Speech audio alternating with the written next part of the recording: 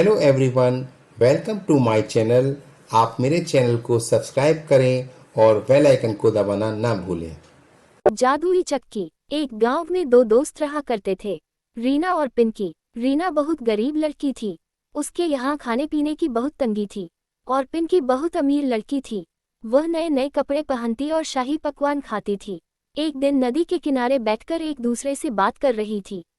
वह दोनों बातें कर ही रही थी कि इसी बीच एक छोटा सा परिंदा आया और पानी में गिर गया।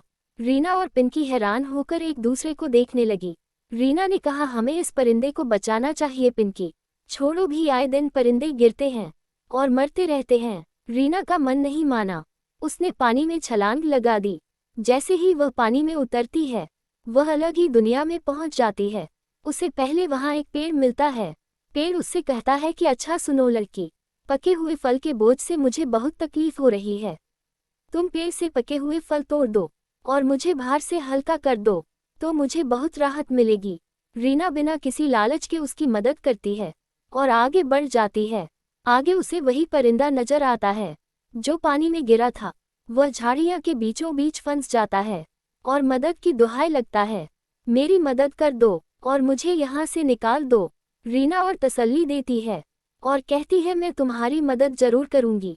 एक बूढ़ी औरत चुपके से ये सब कुछ देखती है कि रीना सबकी मदद कैसे कर रही है। रीना की दरियादिली को देखकर उसे बहुत खुशी होती है। उसे वह बदले में जादुई चक्की देती है। रीना उस बूढ़ी औरत से पूछती है कि यह क्या है। बूढ़ी औरत उससे कहती है, ये तुम्हारी दरियादिली का इनाम है। तुम बिना किसी लालच के सबकी मदद करती हो, तुम इसकी हकदार हो। यह कोई मामूली चक्की नहीं है, ये जादू की चक्की है।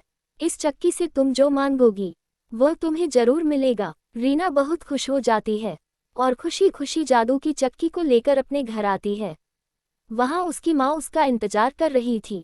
जैसे ही वह घर आती है, उसकी माँ उससे पूछता है, बेटी तुम ये चक्की क्यों ले आई? हमारे पास खाने के लिए कुछ भी नहीं है और तुम ये चक्की ले आई। तब रीना कहती है, माँ ये जादू की चक्की है, इससे हम कुछ भी मांग सकते हैं। रीना उससे कहती है, चक्की ओ चक्की, हम भूखे हैं, हमें खाने के लिए दो। और चक्की दाल देती रहती है जब तक कि रीना चक्की पर लाल कपड़ा नहीं ढक देती है।